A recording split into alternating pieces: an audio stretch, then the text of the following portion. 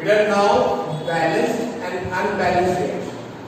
अब balancing and unbalancing से आप क्या समझते हो? सबसे पहली बात तो कोई भी जो रिएक्शन अपन लिखते हैं वो बैलेंस्ड फॉर्म में होना चाहिए। तो रिएक्शन को बैलेंस कैसे करते हैं वो तो अपन सीखेंगे, बट सबसे पहले बैलेंस्ड होना क्यों जरूरी है? वो इसलिए जरूरी है बेटा because according to the law of conservation of mass. अगर एक चीज समझिए, जैसे मैं देखता हूं A प्लस B से C प्लस D का फॉर्मेशन, तो these are reactants and this is the product। अगर इसका एक एग्जांपल लेते हैं, वही वाला जो मैंने पहले आपको बताया था, HCl plus NaOH will give you NaCl plus H2। तो अगर आप वेट करेंगे, सपोज करिए यहां पर है x ग्राम्स, तो यहां पर भी कितना आना चाहिए इनका टोटल वेट? x ग्राम्स ही आना चाहिए, चाहे यहां पर प्रोडक्ट डिफरेंट हो, ये सोडियम क्लोराइड हो, हाइड्रोजन ये वाटर है, और यहां पर HCl और NaOH, लेकिन टोटल वेट इसका जितना है उसका ही उतना होना चाहिए, क्योंकि law of conservation of mass क्या कहता है? Mass can neither be created nor be destroyed, it can only change from one form to. यहाँ पर हुआ क्या है? अगर आप देखोगे तो क्या हुआ है, एलिमेंट्स ने एक दूसरे के साथ एक्सचेंज ही तो करा है। अब यहाँ पर अगर आप देखोगे जो पहले OH पार्ट किसके साथ अटैच था? सोडियम के साथ। अब वो किसके साथ अटैच हो गया? हाइड्रोजन के साथ, और आपको वाटर मिल गया। और पहले जो क्लोरीन हाइड्रोजन के साथ अटैच था, जो सोडियम OH के साथ अटैच था, उन दोनों ने बॉन्ड बना के कोई न्यू इंट्रोड्यूस तो हुआ नहीं है आपके पास, और कोई एग्जिट आउट भी नहीं हुआ, तो जितना वेट यहाँ है उतना वेट यही रहना चाहिए। तो ये कहता है law of conservation of mass. अगर आप देखोगे यहाँ पर अगर मैं मानता हूँ x ग्राम और यहाँ पर अगर मानता हूँ y ग्राम्स हो जाएगा, तो वेट में क्या आ जाएगा? डिफरेंस। वेट में डिफरेंस आ रहा है, मतलब इनके मोल्स में डिफरेंस आ रहा है। अब मोल्स क्या होते हैं? मोल कंसेप्ट भी आप 9th में स्टडी कर चुके हो बेटा। मोल्स का मतलब ये होता है ये एलिमेंट्स जो है इनके जितने एटम्स यहाँ पर है उतने ही एटम्स यहाँ पर होने चाहिए।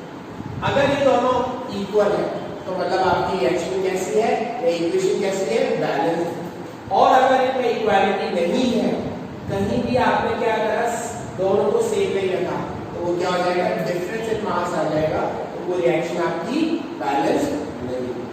तो ये बैलेंसिंग और अनबैलेंसिंग का एक एग्जांपल के थ्रू अपन समझते हैं। आप इसको देखिए। अब मैं वर्ड इक्वेशन तो बोलूं बेटा, बोलूंगा, और आप अपन डायरेक्ट उसको सिंपल इक्वेशन में लिखेंगे। जैसे एग्जांपल सिंपल वाला ही लेते हैं अपन। Magnesium reacts with air, air के अंदर ऑक्सीजन प्रेजेंट होता है, आपको पता ही है, will give you magnesium oxide, है ना? अब अगर आप देखोगे तो यहाँ पर ओनली 1 Mg है, यहाँ पर भी 1 Mg है, मतलब दोनों साइड बैलेंस, बट यहाँ पर 2 ऑक्सीजन के मोल्स है और यहाँ पर ओनली 1 है, तो अब बैलेंस रही। तो पहली बात तो बैलेंसिंग में हमेशा बेटा क्या करना पड़ेगा आपको? लेफ्ट हैंड साइड और राइट साइड दोनों चेक करने पड़ेंगे। अब मैं यहाँ चेक करता हूँ, this is LHS and this is RHS। समझना? अब अपन देखिए यहाँ पर मैग्नीशियम कितना है? 1, यहाँ पर भी कितना है? 1। ऑक्सीजन यहाँ पर कितना है? 2, और यहाँ पर कितना है? तो एक बात बताइए मेरे को, अपन हमेशा किस साइड ऐड करोगे? किस साइड ज्यादा है या किस साइड कम है? जिस साइड लेसर अमाउंट में प्रेजेंट है वही तो आप ऐड कर सकते हो, क्योंकि आप कम को तो बढ़ा सकते हो, ज्यादा को आप कम नहीं करोगे। समझ में? तो आप अब जिस साइड लेसर अमाउंट में, मतलब यहाँ पर, तो मैं यहाँ पर जब भी अपन बैलेंसिंग करते हैं बेटा, तो नंबर ऑफ मोल्स को हमेशा आगे की तरफ रिप्रेजेंट किया जाता है, ताकि बैक साइड। तो आप हमेशा जब भी बैलेंसिंग करोगे तो आप जितने भी नंबर ऑफ मोल्स ऐड करोगे वो हमेशा कहां पर होगा? फ्रंट साइड में। तो फ्रंट साइड में मेरे को कितनी नीडेड है? 2 मोल्स।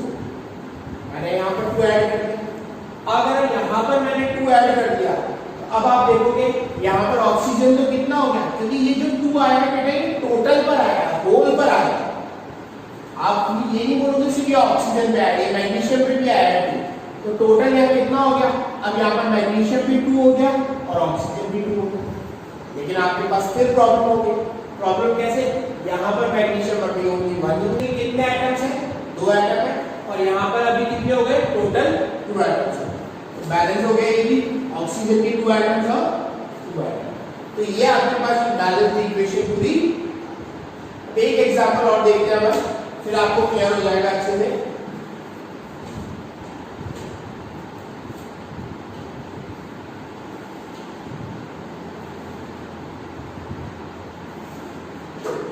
देखो hydrogen reacts with the oxygen to form water. ये जो मैंने बोले तो वर्ड इक्वेशन है। अब इसको अपन सिंबल पर रिप्रेजेंट करें। Hydrogen is again a gas, तो गैस हमेशा नेचर में किस फॉर्म में मिलती है, डायटोमिक फॉर्म में। तो hydrogen when reacts with oxygen to form water, water बनता। अब अगेन आप बैलेंस और अनबैलेंस देखते हैं। अभी आपको पता लग रहा है ये बैलेंस है अनबैलेंस है, तो अपन चेक करते हैं। LHS RHS, अपन एटम्स देखते हैं कितने कितने एटम्स हैं। तो यहाँ पर हाइड्रोजन के कितने एटम है बेटा, 2 एटम्स। यहाँ पर ऑक्सीजन के कितने एटम्स हैं, 2 एटम्स। यहाँ पर हाइड्रोजन के कितने एटम्स हैं, 2 एटम्स, और ऑक्सीजन के कितने एटम हैं, ओनली 1। मतलब आपको बैलेंस किसको करना है, ऑक्सीजन को बैलेंस करना है।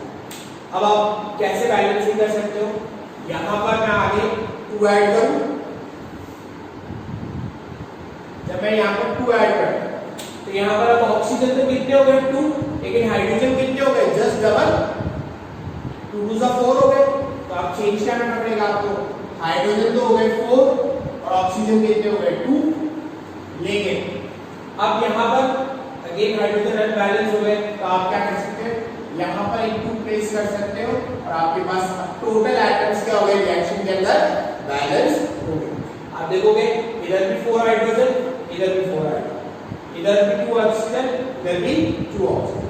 तो ये जो इस फॉर्म में अपन जब इक्वेशंस को लिखते हैं तो दिस इज बैलेंस्ड इक्वेशन। तो ये चीज प्रोसेस जो कहलाता है बेटा, ये बैलेंस और अनबैलेंस्ड इक्वेशन। अब अपन देखेंगे how to balance a chemical reaction, उसके अंदर क्या क्या स्टेप्स फॉलो करने पड़ते हैं, उनको किस तरीके से बैलेंस करते हैं, स्टेट सिंबल्स कैसे इंट्रोड्यूस करते हैं। क्योंकि अगर आप देखोगे यहाँ पर ये गैस है, ये भी गैस है, और ये क्या फॉर्म हो गया आपका, लिक्विड। तो इनको रिप्रेजेंट किस तरीके से करते हैं, ये जब इनकी स्टेट बताई जाती है, ये सॉलिड फॉर्म में, लिक्विड फॉर्म में, गैस फॉर्म में, these are known as state symbols. यहां तक अब अपन नेक्स्ट लेक्चर में कंटिन्यू करेंगे। तो स्टूडेंट्स, किसी भी रिएक्शन को बैलेंस करने के लिए पहले अपन कुछ रूल्स देखेंगे या कुछ स्टेप्स देखेंगे, जिसको आप फॉलो करोगे तो आपकी रिएक्शन अच्छे से बैलेंस होगी। तो balancing of a chemical reaction, balance अगर रिएक्शन को करना है तो सबसे पहले जब भी आपको क्वेश्चन में मेंशन होगा वो वर्ड इक्वेशन के फॉर्म में मेंशन होगा। तो वर्ड इक्वेशन सबसे पहले आपको वर्ड इक्वेशन लिखनी है, और हर चीज का बेटा स्टेप वाइज मार्किंग होती है, तो आपको हर स्टेप फॉलो भी करना पड़ेगा। सबसे पहले आप लिखोगे वर्ड इक्वेशन, और वर्ड इक्वेशन में आपको पता है कि रिएक्टेंट्स को हमेशा किस साइड में रखना है, लेफ्ट हैंड साइड, और प्रोडक्ट्स को कौन सी साइड पर रखना है, राइट हैंड साइड। पहले अपन एक सारे रूल्स एक बार देख लेते हैं, फिर मैं एग्जांपल्स के थ्रू आपको इसको क्लियर करूंगा। रिएक्टेंट्स लेफ्ट साइड हो गए, प्रोडक्ट्स राइट साइड हो गए। उनको किससे सेपरेट करना है, एरो से, और एरो का पॉइंट किस तरफ होना चाहिए, फ्रॉम रिएक्टेंट्स टू प्रोडक्ट की साइड। मतलब मैं ये रिएक्शन किस साइड फॉरवर्ड कर रही है, फ्रॉम रिएक्टेंट्स टू प्रोडक्ट। यहां तक कोई दिक्कत। थर्ड रूल आता है बेटा, convert word equation into symbol equation. Word से किस में कन्वर्ट करना है, उसको सिंबल के अंदर। तभी तो आप उसको आगे फॉलो कर पाओगे या प्रोसेस कर पाओगे उसका। अब देखो, do not change the formula of the substance while balancing the equation. आपको फॉर्मूला नहीं चेंज करना, आपको जिस तरीके से बोला है, अगर फॉर्मूला लिखा हुआ है मैग्नीशियम ऑक्साइड तो आपको मैग्नीशियम ऑक्साइड ही रखना है। आप अपनी मर्जी से उसमें कुछ भी चेंज नहीं कर सकते। Next, balance the atoms other than oxygen and hydrogen. एक बात याद रखना बेटा, अगर उस रिएक्शन के अंदर अगर ऑक्सीजन और हाइड्रोजन के अलावा भी कोई एटम्स होते हैं तो उसको पहले आप बैलेंस करें। ऑक्सीजन एंड हाइड्रोजन को आप सबसे लास्ट में बैलेंस करें। यहाँ तक कोई दिक्कत? Next, writing state symbols. State symbols are very important. अब अगर आप स्टेट ही नहीं बताओगे कि ये सॉलिड फॉर्म में, ये लिक्विड लिया है मैंने, ये गैस लिया है, या ये एक्वस सॉल्यूशन, तो अगर आप सॉलिड के लिए आपको रिप्रेजेंट करना है तो आप उसके ब्रैकेट में आगे एस लिखेंगे, लिक्विड के लिए एल और गैस के लिए जी लिखेंगे, और एक्वस सॉल्यूशन के लिए ए क्यू लिखा हुआ है। एक्वस सॉल्यूशन क्या होता है बेटा, अगर आप किसी भी चीज को अगर आप लिक्विड वाटर के अंदर डिसॉल्व कर देते हो तो वो जो सॉल्यूशन बनता है that is known as aqueous solution. यहां तक मेरे ख्याल से सबको क्लियर होगा। सबसे पहले आपको क्या करना है, सबसे पहले आपको वर्ड इक्वेशन लिखनी है। LHS साइड पे रिएक्टेंट्स को लिखना है, RHS साइड पे प्रोडक्ट्स को लिखना है, बीच में एरो पॉइंट करना है। देन वर्ड इक्वेशन को किस में कन्वर्ट करना है, सिंबल इक्वेशन के अंदर कन्वर्ट करना है। देन उसके बाद आपको क्या करना है कि जिसका जो फॉर्मूला है वैसे के वैसे ही उसको मेंशन करना है और कुछ चेंजेस नहीं करना। फिर आपको बैलेंसिंग स्टार्ट करनी है, और बैलेंसिंग स्टार्ट आप किससे करोगे, other than oxygen and hydrogen. Oxygen and hydrogen को तो सबसे लास्ट में अपन बैलेंस करेंगे। फिर आता है राइटिंग स्टेट सिंबल्स, जो सॉलिड है, जो लिक्विड है, जो गैस है, उसको उस फॉर्म में और एक्वस फॉर्म में आप लिख देंगे। ये चीजें और इंपॉर्टेंट है, ये आपकी रिएक्शन को मोर इंफॉर्मेटिव बनाती है। आपको अगर ये सिंबल्स और अगर किसी रिएक्शन में रिप्रेजेंट किए हुए होंगे तो आपकी जो रिएक्शन है वो मोर प्रेजेंटेटिव लगेगी, मोर आपको इंफॉर्मेटिव लगेगी, आपको इजीली अंडरस्टैंड कर सकते हो उस रिएक्शन को। तो अगर आप बताइए आपका कोई प्रोडक्ट में कोई गैस इवॉल्व हो रही है तो आप उसका एरो से शो करेंगे पॉइंटिंग अपवर्ड्स, इस तरीके से या आप एरो शो कर दोगे। इस एरो का मतलब क्या होता है कि जो प्रोडक्ट बना है वो प्रोडक्ट में ये गैस है और ये पॉइंटिंग अपवर्ड से शो हो रहा है। नेक्स्ट आता है, अगर कोई पीपीटी बन रहा है, कोई अनडिसॉल्व सब्सटेंस उसके अंदर बना हुआ है तो वो चीज किससे होगी, एरो पॉइंटिंग डाउनवर्ड से होगी। नेक्स्ट, अब दो तरीके का, on the basis of thermal condition, अगर एनर्जी रिलीज हो रही है तो वो रिएक्शन कैसी होगी, एक्सोथर्मिक। अब एक्सोथर्मिक और एंडोथर्मिक रिएक्शन आपको ऐसे राइट डाउन से तो पता नहीं लग जाएगी, आपको उसको रिप्रेजेंट करना पड़ेगा। तो आप रिप्रेजेंट कैसे करोगे, अगर एक्सोथर्मिक रिएक्शन है मतलब एनर्जी रिलीज हुई है तो प्लस फॉर्म में आप लिखोगे, कैसे लिखोगे, प्लस 393 जूल्स फॉर्म में। अगर माइनस 395 जूल ऐसे लिखा हुआ है तो इसका मतलब क्या होता है, रिएक्शन ने एनर्जी को एब्सॉर्ब करा है, रिएक्शन कैसी है, एंडोथर्मिक रिएक्शन। तो ये पॉइंट्स आपके क्लियर हो गए होंगे सारे। अब अपन एक एग्जांपल से इसको आगे कैरी फॉरवर्ड करते हैं। तो ये पॉइंट आप स्क्रीनशॉट ले सकते हैं इसका, फिर अपन आगे कंटिन्यू करते हैं।